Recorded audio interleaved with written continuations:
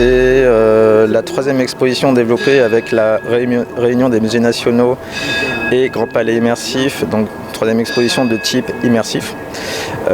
Donc il y a eu une progression des propositions scénographiques, d'abord Sites éternels en 2016, puis Pompéi en 2020, puis aujourd'hui Joconde.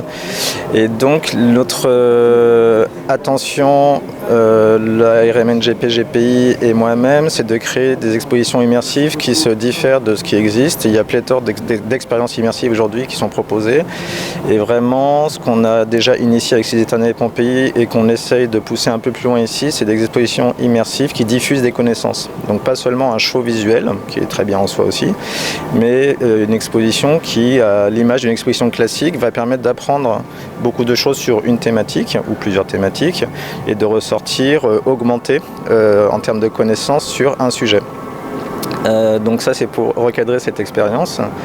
Comment ça se développe ? On a imaginé puis validé avec les expositions précédentes justement le fait de d'abord émouvoir ce qui donne envie aux gens d'aller chercher de l'information. Donc ici, on est complètement dans ce process, autant au niveau du prologue qui est un zoom infini donc sur la Joconde sans explication. Donc c'est un teasing, tout de suite ça crée un rapport un peu particulier avec l'œuvre qui est le sujet de l'exposition. Et ensuite on entre dans cette grande salle dans laquelle nous sommes où il y a un environnement émotionnel qui est la peau paysage comme on l'a appelé, qui est derrière moi, donc qui est une succession d'extraits de paysages de Léonard de Vinci.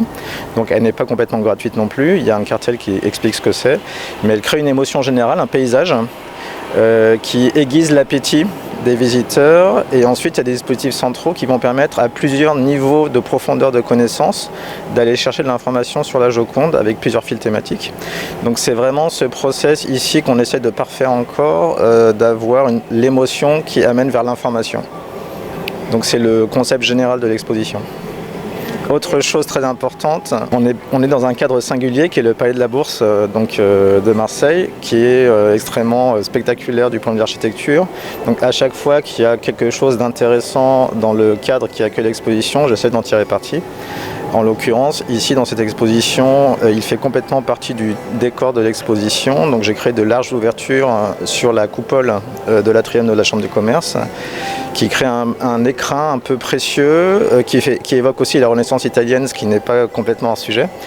Et donc c'est un jeu aussi entre l'exposition immersive et un lieu unique qui lui-même est immersif, qui est spectaculaire, qui est un décor. Donc il y a vraiment aussi cette attention donnant à valoriser dans les deux sens, et une exposition et le lieu qui l'accueille.